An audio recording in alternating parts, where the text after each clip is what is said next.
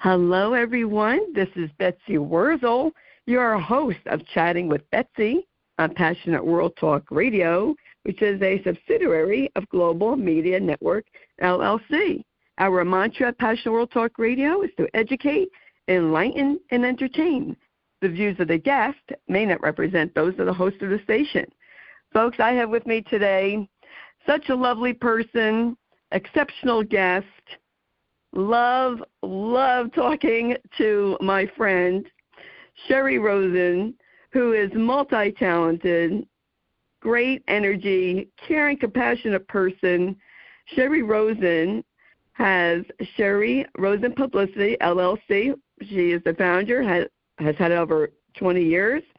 Bold, brilliant, and bodacious is the title that you will see when you look at Sherri Rosen Publicity, LLC. She is an interfaith minister. She is author and writer of Publicity from the Trenches for published and self-published authors. She's a storyteller at Magnet Theater in New York City. She created a group, Tales of the Six, which I will be interviewing some of those people in the very near future. And I'm excited to have with me today Sherri Rosen. Welcome, Sherri, to Chatting with Betsy. That was a lot. That was great. And I'm also located in the heart of publishing New York City, too, which to me can make a big difference, too, in book publicity, especially where a lot of the national shows, they used to be partway of California and New York, but it seems like they've been drawn to, more of the national shows have been drawn to New York City. And so that's been great. That's been great for any of my clients because they don't have to really, a lot of them that live in New York don't have to worry about the transportation stuff because they live so close.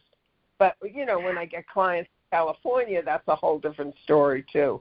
But yes, it's just important that we create a media list and design it for the type of genre that the book is about, because we want the audience that we send our client to have the audience really excited about the book and, want to go out and buy it.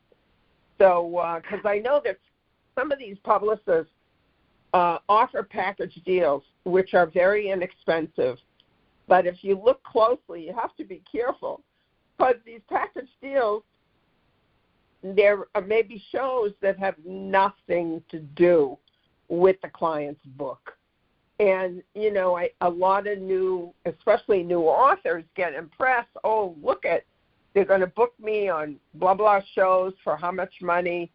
And many of the shows have nothing to do with the book, and the audience could care less about it. And that's why we spend hours creating and designing a media list that is the genre of the show, because we want, to book them on shows where the audience will go out and buy the book and is really interested in it. I am so glad that we met, Sherri. I have to tell the audience this. I wanted to meet a publicist from New York City. I just had it in my head. And on LinkedIn one day, I saw Sherri Rosen she was doing publicity on a book. I forgot the name of the book, but it was the ex-nun who was kicked out of the convent for being gay.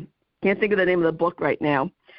And I said, I'll interview, this person. And that's how we connected. And I'm not just saying this because I'm talking to Sherri Rosen on the show. Sherri Rosen is top-notch in her field. I had two friends of mine, two guests that were on this show. I recommended them to Sherri, and they loved working with her. They loved it. They were so thankful that I introduced them to Sherri Rosen. So if you're looking for a publicist, look no further. You found her, Sherri Rosen.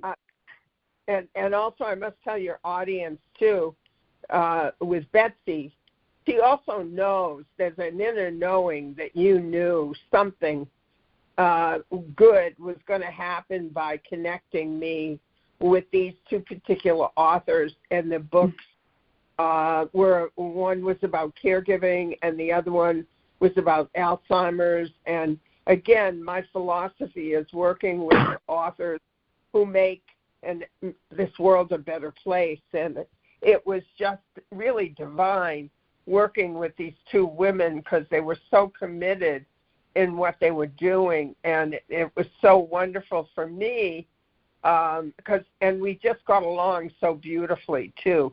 That helps too. I can't work with somebody who's going to not respect my work.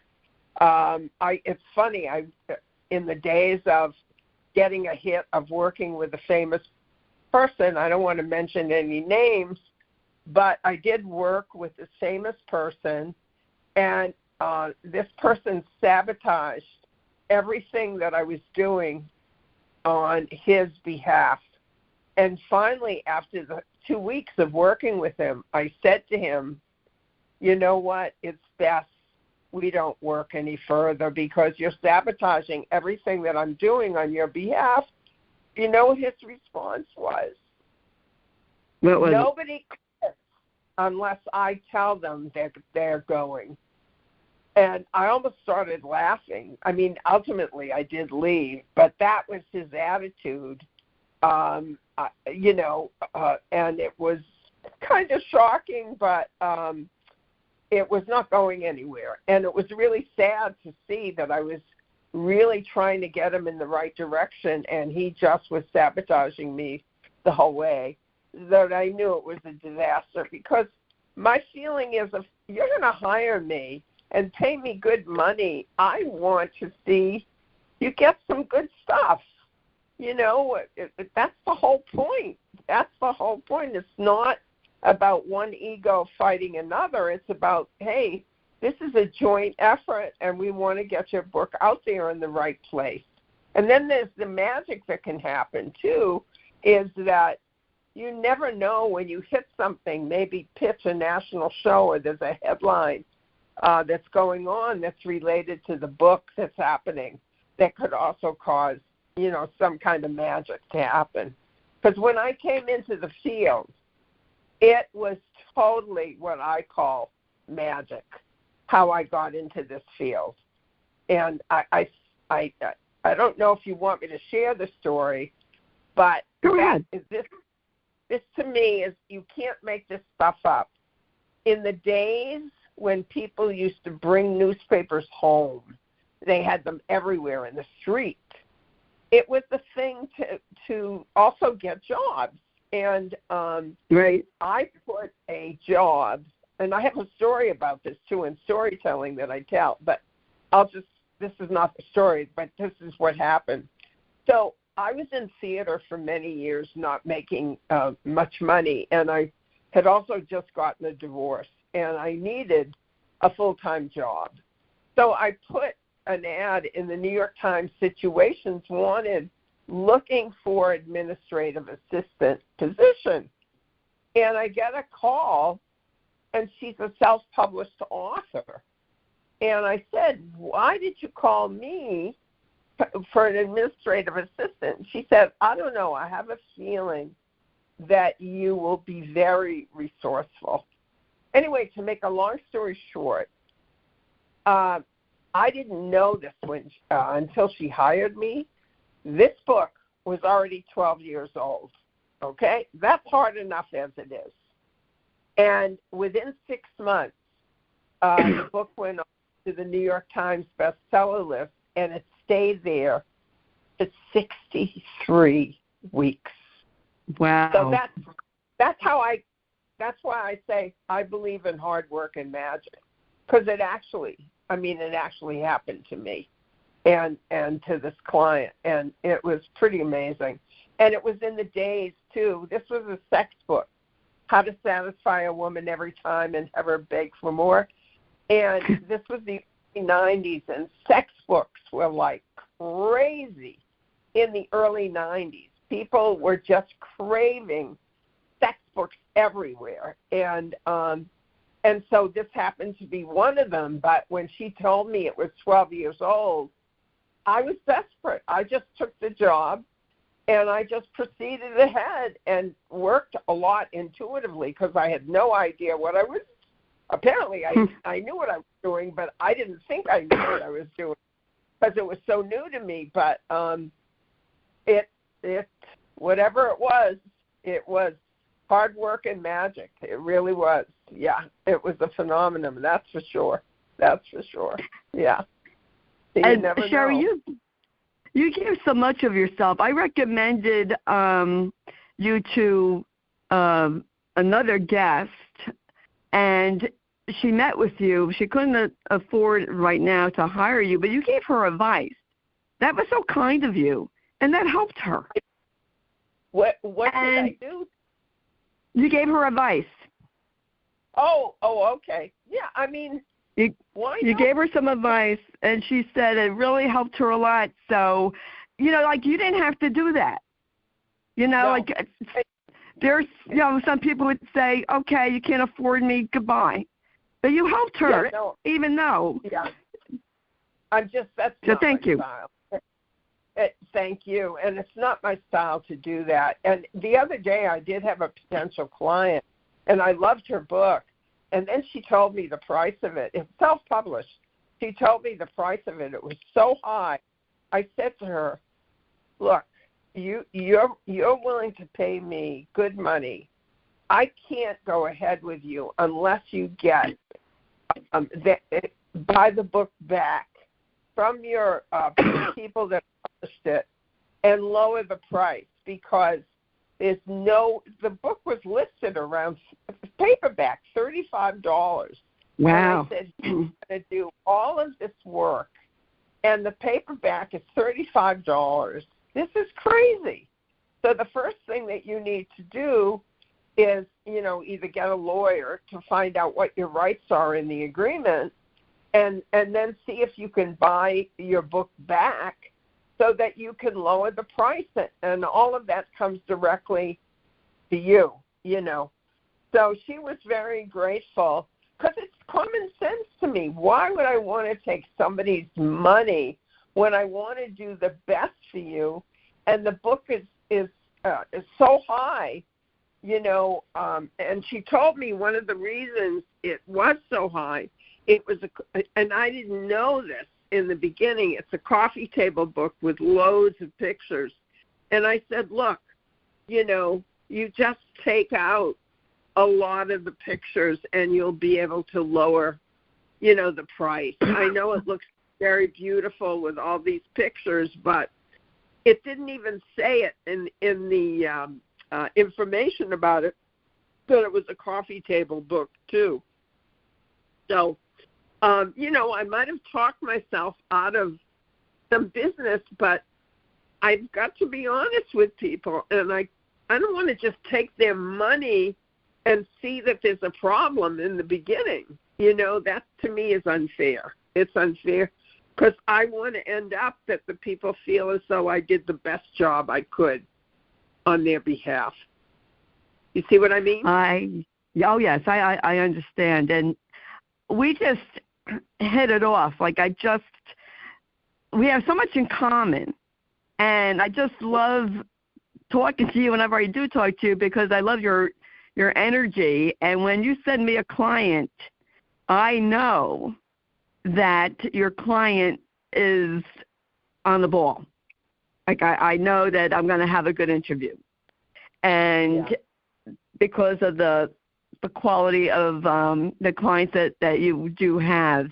And I've interviewed, quite a few of your clients, and they were all very, very lovely people to interact with.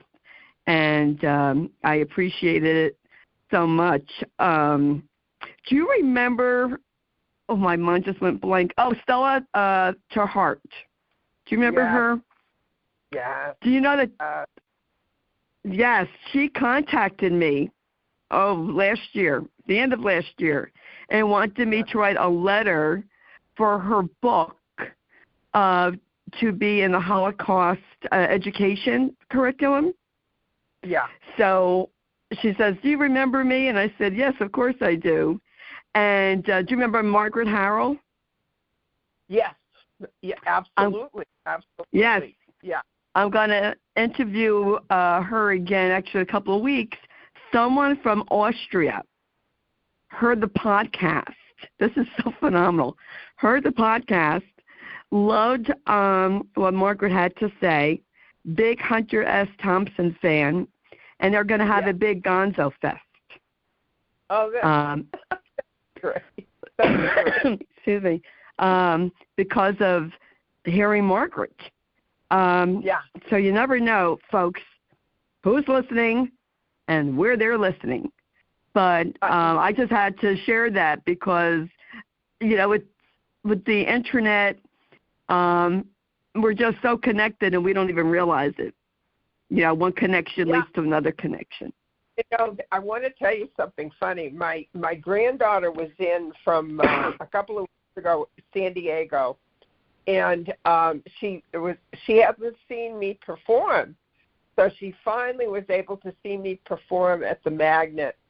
I think it was like February 4th. It was a Sunday night, the Grammys night too, and for the music that I had as an intro, I asked them to put this music called Good Energy. And so that, as people wait before they come in to see us perform. And so that was all great and everything. And then 2 weeks later, she sends me a video of her in the car, and that music, Good Energy, is on it. And she said to me, "I think we are really connected," and she started laughing and sent it to me. I said, "We certainly are connected, that's for sure." You'd swear to God she was my daughter instead of my granddaughter. Yeah. Yes. So, I saw that picture of you and your granddaughter. Yes, you could definitely see the resemblance there. Where is the Magnet Theater located? Sherri, I'm not real familiar with New York.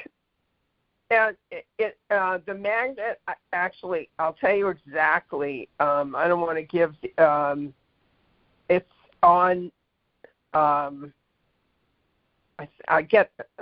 Magnet Theater is on West 29th Street. It's between 7th and 8th Avenue, and they're constantly having all sorts of improvisational performances, comedy, storytelling. They just have so much going on there. It's just really, really, it's really great. And I don't know how many years ago, because I was asking around about a good storytelling teacher, and when a few people tell me the same name over again, then I know that's a good person for me to study with. And one was in Brooklyn and only had classes at night, and living in Harlem. Going from Harlem to Brooklyn at night was not appealing to me. And I had heard a lot of good things about the Magnet.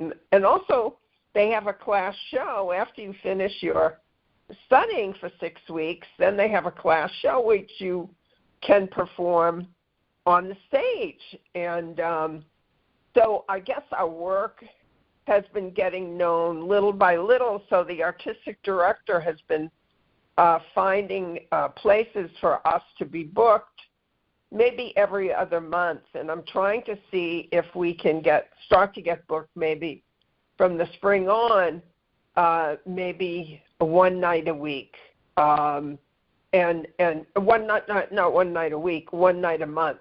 And we also are performing storytelling in this open mic on West 48th Street.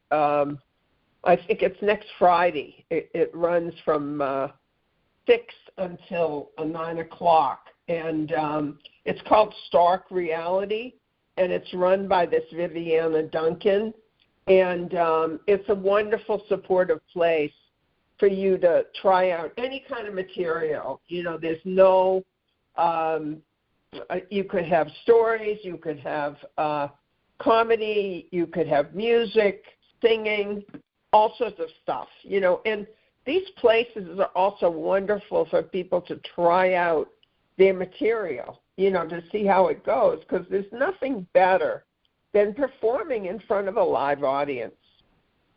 You just get to see, you get to understand what works, what doesn't work. And one of the things that I love in storytelling, too, is when I create the story, which is the beginning, middle, and end, and it's like 5 minutes to get all this information in, it's not memorized.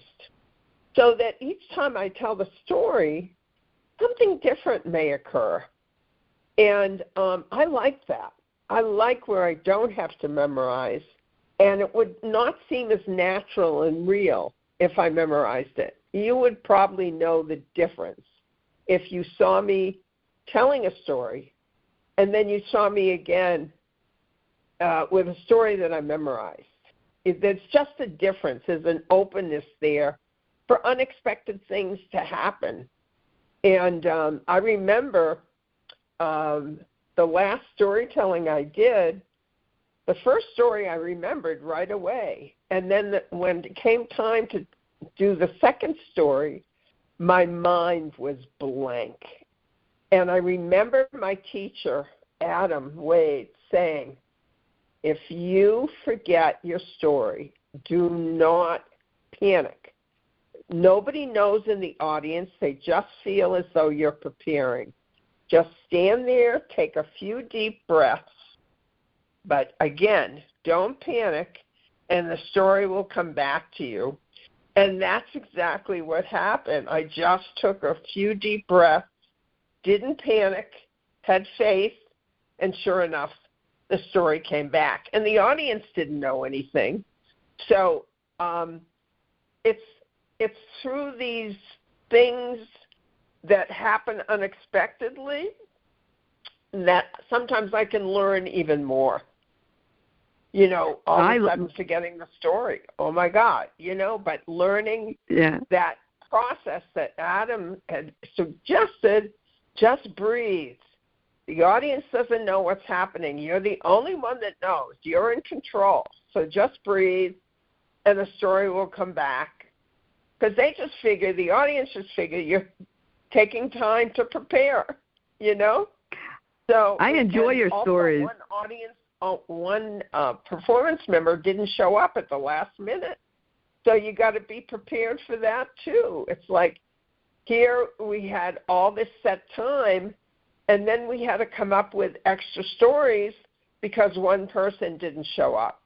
So you always have to have that in your toolkit, too, for the unexpected of somebody canceling or a couple of people canceling at the last minute. What are you going to do, And that's how I learn even more, by getting up live stage, and if things go wrong, just seeing how I would handle it, how would I go through the motions and stuff like that.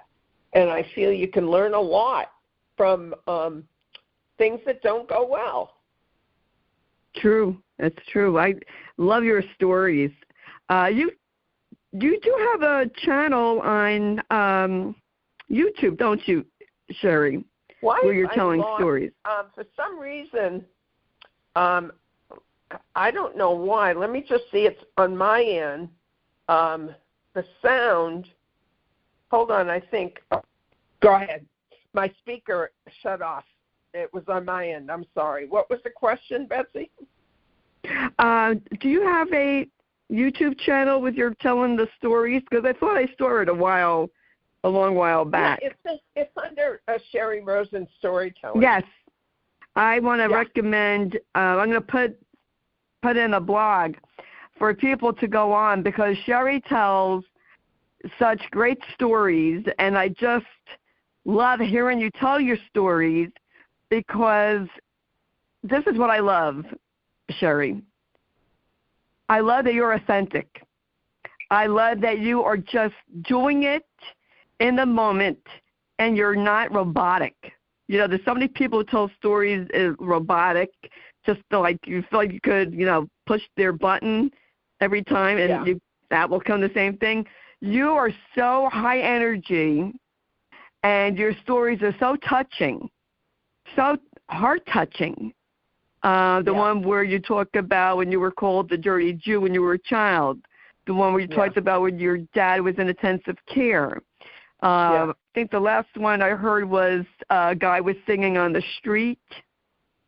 Oh, yeah, and, Bobby Blow in the subway. Yes. Bobby Blow, yeah. In the subway, yeah. I mean, just heartfelt stories, the stories of you when you worked, volunteered in a facility, and that you told stories there. I mean, just your energy, I could just connect to it, and I could relate to your stories.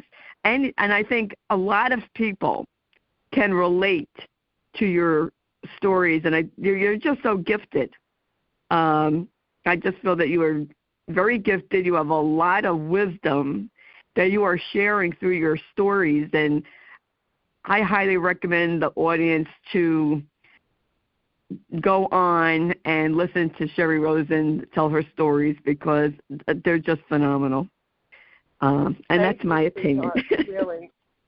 They're all on video. A lot of them are all on video from, performances that I've had. And I also have been performing in senior resident homes in Brooklyn Heights and in New York City. And I realized that, again, it's about knowing your audience. And this type of community is very different than performing at the Magnet. So, and I do very different things when I'm performing in a retirement community. Like, I'll come earlier. I'll hang out with them. I'll talk to them.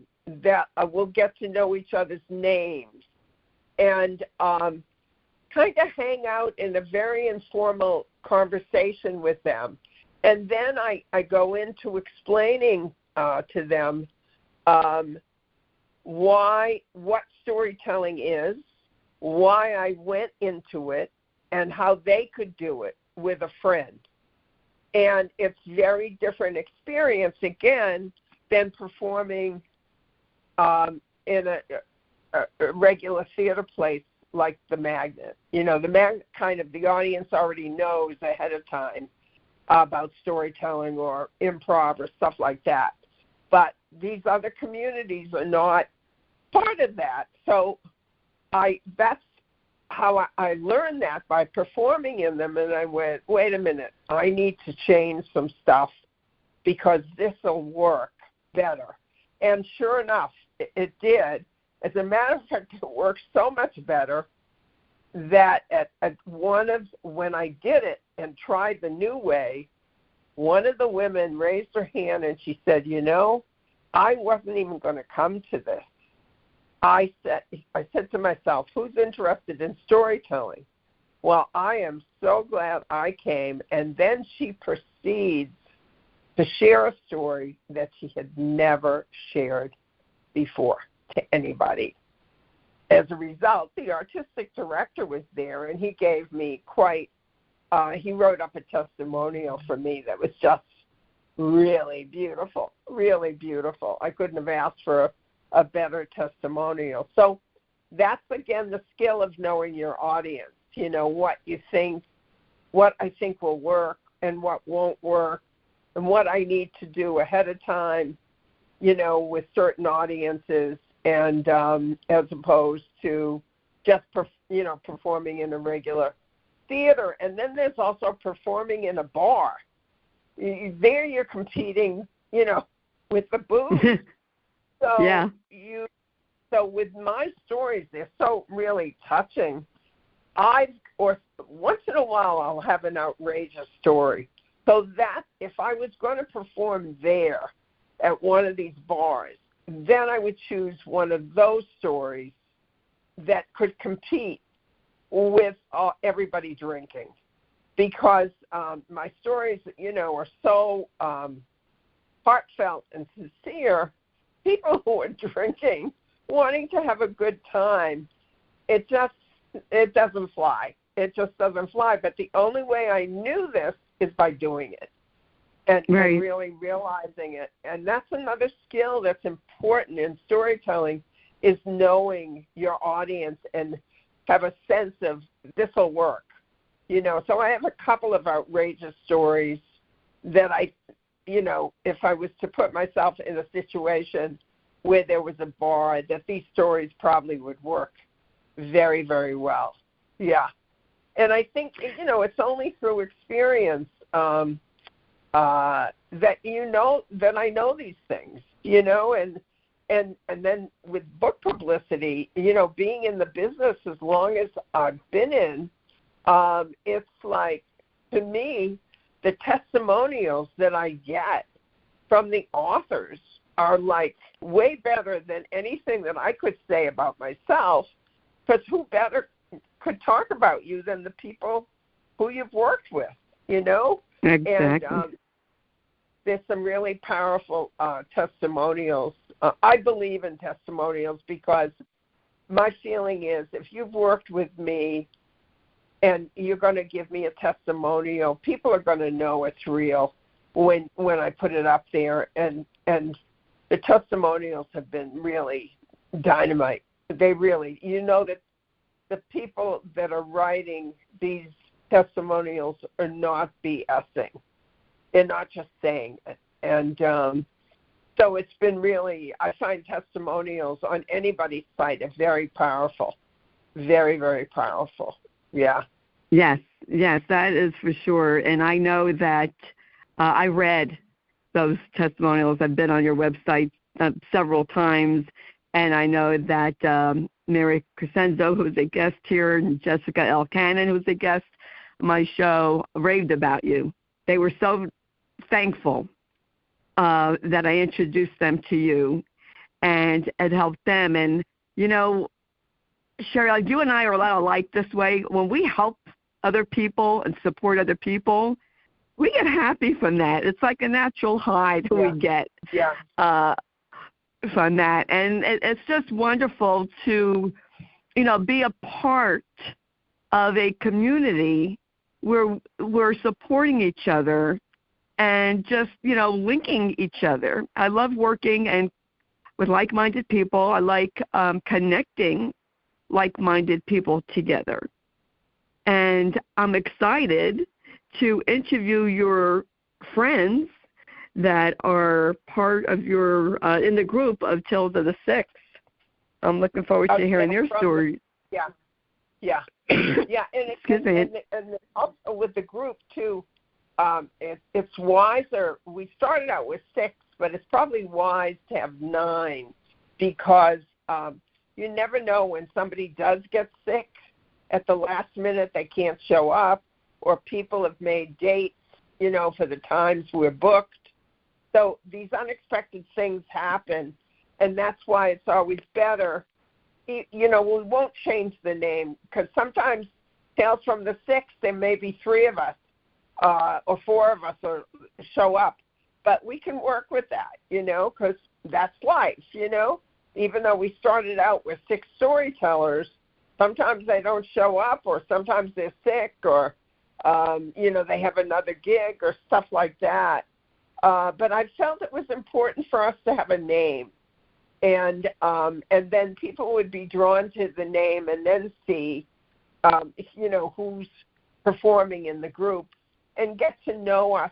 That's another way to get to know us and the kind of stories that we tell. Yeah, and sometimes we'll have a theme, like I don't know if I'm sure your audience has heard of The Moth, which is huge now, and a lot of times they give prompts for their stories that you're going to write and then get up and tell at The Moth. But The Moth started out years ago.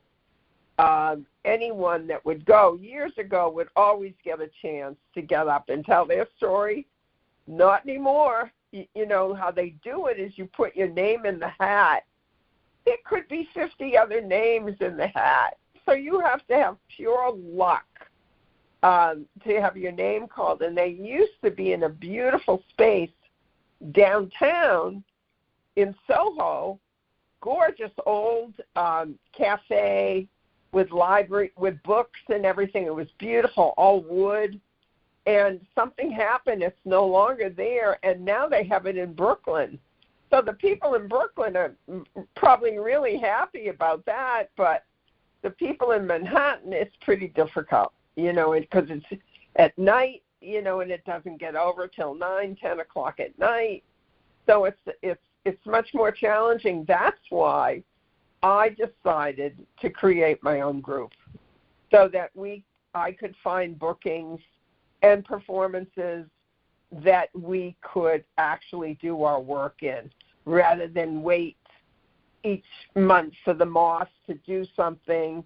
Yeah, it could happen. That's great. But I want to keep doing it. I don't want to wait. And if I'm supposed to go in the direction of the Moss, then I'll do it. But right now, that doesn't seem like a direction that I'm supposed to take. And it feels like this is a great opportunity for the people in my group and myself to be able to really perform a lot. And we have, which has been wonderful. That's the best way to learn, is to just keep doing it. And sometimes we'll only perform in front of maybe 5 people, but doesn't make any difference. 5 or 5,000, you perform. That's it. That's it. You don't stop just because there's a low number in the audience. And the last one that we had, we were competing with the Grammys, and it was 9 o'clock on a Sunday night, and it was a small audience, but we had so much fun. I think probably we just got even more relaxed, and it was like a party feeling that we had during the performance, and we had to come up with not only 1 story each, but 2 story each is at the last minute, but we were able to do it, and it really turned out great. It really turned. That's probably where you saw. I did the one of the stories was the Bobby Blow story, meeting the musician at the 23rd Street subway, and you can't make this stuff up. Nobody. It's amazing if the people in your audience really sit and say, some people I hear say, oh, I don't have stories to tell. That's not true. Everybody has stories. Everybody, because we all go through some sometimes simple stuff, sometimes beautiful stuff, painful. We all go through it. And what I find, this is so healing for me, to be able to get up on the stage. If you believe this or not, I feel more freedom getting up, being vulnerable and genuine on stage, and I can say a lot of things on stage that I can't do in a one-to-one conversation. Yes, yeah, I could understand that. And I think it's so important, Sherri, that for people to share their stories. It helps other people. It helps other people so much. Like hearing your story, like, yes, I can relate to that. I can understand that. And, people think, I've been doing this show for 4.5 years almost. People think that they're the only ones who feel the way they do, and they're not. And that's why we need to share our stories, to let people know they're not alone. Yeah. That's how I feel. Absolutely. That's why I started out in the retirement communities, because a lot of people just forget about people once they reach a certain age. And I just felt as though this was a good place to start, and it was. It was a very wise place for me to go. And so many of the people, I actually had a woman in one of the in this retirement community in Brooklyn Heights. We had it in the library, which was actually good because it was an intimate setting. And I told one of the stories. I did my whole show because I also created a solo story show called Turning Point. And I decided, that I would do the show for these people. So it was an intimate space, which was great. And then I saw one of the women fall asleep. And, you see that sometimes when you're performing. and I'm used to it, and I don't take it personally. And afterwards, she was kind enough to say to me that she loved what I did, but she said one of the stories that I told hit so close to home that it was too painful for her that she fell asleep. And I thought that was so kind and sweet of her to share that to me. And I understand that because I've done that. I've done that too in movies or stuff like that. When something hits too close to home, I'm out. I'm sleeping. Yeah, that's a good survival technique. Yeah. So, or, some people may get bored. I have no idea. But usually you just get a feel of, whether the stories are going over, in the group. You can tell if people are with you, along the way. And it's funny. It just gives me the opportunity to be vulnerable because our culture does not. I mean, there's no other place, really, that you can be vulnerable without getting clobbered, And a lot of things I say on stage, I can't say one-to-one. It just makes people too uncomfortable if they feel they're being pointed out. But when I'm telling stories on a stage, you're in the audience, you or I in the audience can make the decision, I'm going to go with her on this journey, or I'm going to go to sleep. I don't want to hear it. It's their personal decision, and they're not being pointed out from me on the stage. So it's much easier for them to take in the story than if it was a one-to-one talk to each other. But also, I don't know if you've heard about this other place. It's called the Human Library. And you have real people called books, and you have subjects that you talk about. And it started online in Sweden I don't know how many years ago. And it is online, and they do have one in person in New York City. But I joined this organization, and at first I was a reader where I would just listen in groups to certain people who were telling their stories. They have a title of their stories. And then I became a book, and I was going to talk about anti-Semitism as one of my book titles, and they wanted me to make the title Jewish. And it happened right after the thing that has happened with Israel. And I just said, and these are people that I'm talking to from all over the world. And I said to her, and I was honest, I said, I'm not prepared to have a title like that, not especially with what just happened in Israel. And they said, do you have something else that you want to talk about? And I said, yeah, I have another title that I feel more comfortable, and eventually I'll do the title that you want down the line, but I can't do it right now. I don't want to be, I feel too vulnerable as an open target. And I know they want, in this Human Library, they want you to be talking about stuff that ordinarily you don't want to talk about. But I just wasn't ready for it, and I had to be honest with them, too.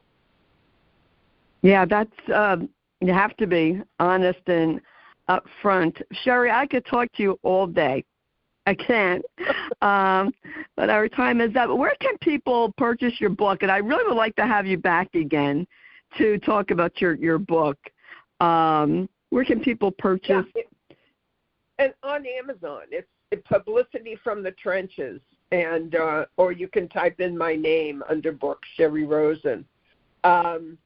Yeah, that's where that's the easiest place. And it's basic information for published and self-published authors that hasn't changed through the years. I wrote the book a couple of years ago, but the information is so down to earth, so clear and simple that what worked then, it still works now. And it's very helpful to the author, because I went through all of this myself, just putting the book together, because I've written a couple of books. So, it really is helpful for any of these authors if they do the publicity themselves or they hire a book publicist to help them, what to look for and what to be aware of. Yeah, it sounds like a fascinating book to read, especially if you are a self-publisher or looking for, a publicist or to publish a book. And where can people find you, Sherri? They want to connect with you. If they're looking for a publicist, where can they connect with you? It's my SherriRosen.com. It's my name. I try and keep things as simple as possible. So just look up SherriRosen.com. You'll find my website. And then, again, with the storytelling on YouTube, Sherri Rosen Storytelling. So that, and I would love feedback on my, on my sites. When they come visit, I would love to hear, on YouTube or on my website. I would love to hear feedback. It would be great. I know, it's good for you too to get feedback from people to see how they, what they like about your show or what they want in your show or whatever. It's really great to get feedback from people, as long as it's not mean or unkind. That will be blocked. So that's not right. There's no purpose to me to be cruel and unkind. There's just no purpose at all. That's very true. That's very true. Well, I want to thank you, Sherri Rosen, for coming on. Folks, Sherri Rosen is phenomenal. Can't say it enough. Sherri Rosen of Sherri Rosen Publicity LLC, multi-talented person, and I think you're just phenomenal. And folks, all of the information about Sherri Rosen is going to be in the blog, so please read the blog that Jeannie White, the station manager, writes, and Jeannie produces the show. So thank you, Jeannie White, for all you do. And all of this is possible because of Lillian Caldwell, who's CEO of Passionate World Talk Radio. So thank you, Lillian, for having the station. And I'm blessed to be a host on Passionate World Talk Radio. And I want to thank everybody for listening and those who subscribed. And if you don't already subscribe to Chatting with Betsy, it is for free on Spotify, Spreaker, Apple, Amazon Music, to name just a few places. So please subscribe. I have phenomenal guests from all walks of life, many different topics, and you don't want to miss a guest because I do have to toot my own horn, and they are phenomenal people. I learn from each and every guest that I have on. And as I always say, that I do have a support group. If you are a caregiver, or if you're not, you might eventually be one. My support group is #Kick Alzheimer's Ass Movement. And you can follow me on Facebook, Betsy E. Wurzel, WURZEL. And as I always say at the end of my show, in a world where you could be anything, please be kind, shine your light bright, because we sure need it now more than ever. This is Betsy Wurzel, your host of Chatting with Betsy on Passionate World Talk Radio, a subsidiary of Global Media Network LLC. Until we chat again, be safe, everyone. Bye-bye now.